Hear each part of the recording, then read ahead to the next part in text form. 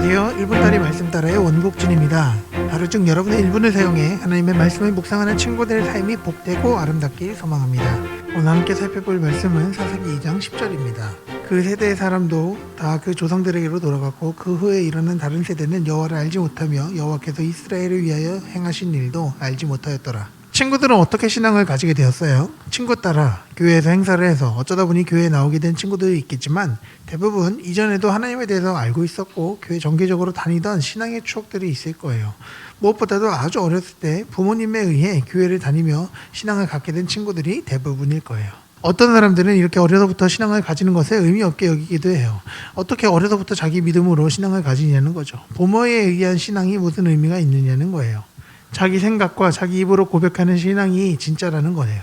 물론 맞아요. 자기 생각과 판단으로 신앙을 고백하는 것이 가장 중요한 일이에요. 신앙은 개인의 믿음이고 하나님과 나와의 관계에 대한 일이기 때문이에요. 그런데 그렇다고 해서 신앙의 유산이 아무런 의미가 없는 것은 아니에요. 내가 경험할 수 있는 신앙의 경험은 한계가 있고 일평생 하나님에 대해서 경험하고 깨닫는다고 하더라도 하나님을 다 이해할 수 있는 것은 아니기 때문이에요. 우리가 책을 통해 세상의 여러 가지 일들에 대해 간접 경험을 쌓아가듯 성경을 통해 부모님과 신앙의 선배들을 통해 신앙의 유산을 받고 살아가는 것이 중요해요. 거기에 내가 경험한 하나님을 추가해서 다음 세대로 넘기는 것이 더 중요해요. 이스라엘 백성들은 여호수아의 죽음 이후 출애굽과 광야 40년, 가나안 땅 정복 등 두 번 다시 없을 귀중한 신앙의 유산들과 경험들이 있었음에도 불구하고 이것을 다음 세대로 제대로 전달하지 못했어요. 그래서 오늘 말씀과 같은 안타까운 일들이 일어나게 되었어요. 하나님은 여전히 살아계시고 여전히 활동하시는데 사람들이 하나님을 잊은 거예요. 하나님이 어떤 분이신지, 무슨 일을 하셨는지, 어떤 일을 하실 수 있는 분인지, 그리고 어떻게 하나님을 의지해야 하는지 말이에요. 사랑하는 친구들, 바라기는 친구들이 하나님에 대한 경험을 많이 하길 소망해요. 여러분이 직접 경험하고 성경을 통해 깨닫고 여러 신앙의 선배들을 통해 배우고 듣기를 원해요.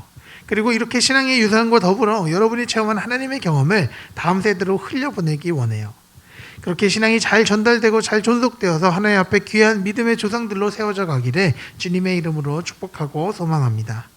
사랑의 하나님 감사합니다. 주님께서 제게 주신 여러 신앙의 유산들을 가벼이 여기지 않기 원합니다. 제가 경험한 것들, 부모님과 신앙의 선배들을 통해 가르쳐 주신 것들, 성경을 통해 깨달은 것들을 삶으로 살아내며 다음 세대에 전할 수 있도록 지혜와 능력 허락해 주세요. 무엇보다도 하나님의 살아계심과 영원하심, 인도하심을 믿고 의지하며 따라가도록 길을 보여주시고 도와주시고 함께해 주세요.